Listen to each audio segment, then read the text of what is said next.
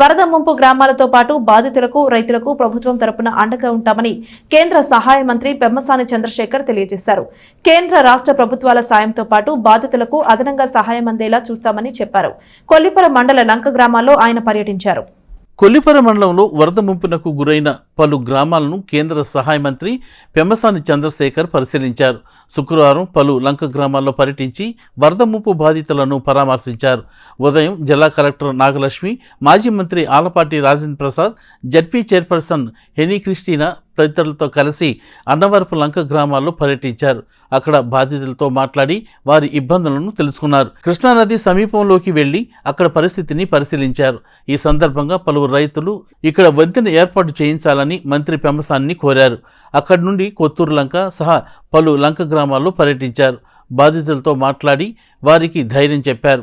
ఈ సందర్భంగా మంత్రి పెమ్మసాని చంద్రశేఖర్ మాట్లాడుతూ వరదలకు నష్టపోయిన వారికి కేంద్ర రాష్ట్ర ప్రభుత్వాలు సహాయం కాకుండా ఎడిషనల్ ప్యాకేజీ ద్వారా కూడా సాయం అందేలా పరిశీలన చేస్తామని చెప్పారు. లంక గ్రామాలకు రహదారులు, రిటర్నింగ్ వాల్ కట్టే ఏర్పాటు పరిశీలనలో ఉన్నాయని, ఇవన్నీ లాంగ్ ప్రాసెస్ కూడిన పనులు అని ఆయన తెలియజేశారు. మాజీ మంత్రి ఆలపాటి రాజేంద్ర ప్రసాద్ మాట్లాడుతూ కేంద్ర మంత్రి పెమ్మసాని చంద్రశేఖర్ వరద ముంపు ప్రాంతాల్లో నిన్న ఈరోజు పర్యటించి రైతాంగం, ప్రజల సమస్యలు తెలుసుకున్నారని ఆయన అన్నారు. పర్యటనలో వారితో పాటు sub collector Sanjana Sinha, party నాయకులు ఉన్నారు. పార్లమెంట్లో ముఖ్యంగా బాగా దెబ్బతిన్న గ్రామాలు అనేటువంటి లంక గ్రామాలన్నీ ఒకసారి ఈరోజు తిరిగి డ్యామేజ్ అసెస్ చేసి తర్వాత వాళ్ళకి ఇంకేం ప్రాబ్లమ్స్ ఉన్నాయో అవన్నీ తెలుసుకోవడానికి వచ్చాం. ఒకటి, పంటల జరిగినటువంటి నష్టాన్ని డెఫినెట్గా కేంద్ర రాష్ట్ర ప్రభుత్వాలు రెండూ కలిసి ఇన్సూరెన్స్ ద్వారా కానీ లేకపోతే అడిషనల్ ప్యాకేజ్ ద్వారా కానీ ఆ హెల్ప్ చేస్తాం తప్పకుండా. నిన్న కేంద్ర మంత్రి గారు వచ్చారు, ఇవాళ పొద్దున్న దాకా ఉండి తిరిగి వెళ్ళారు. వాళ్ళకి ఈ సమస్య మొత్తం కూడా అర్థమైంది.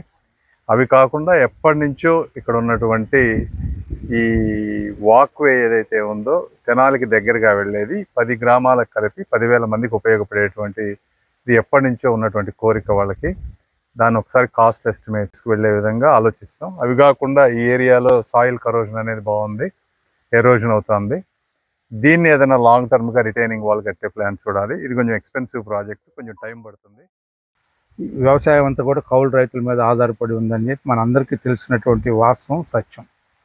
అలాంటి వాస్తవాన్ని ఆయన వెంటనే గ్రహించి ఆ వాస్తవానికి దగ్గరగా వాళ్ళకి ఎవరికి నష్టం జరగకుండా చూడాలనే తాపత్రయం, తపన మనందరం కూడా చూస్తూ ఉన్నాం.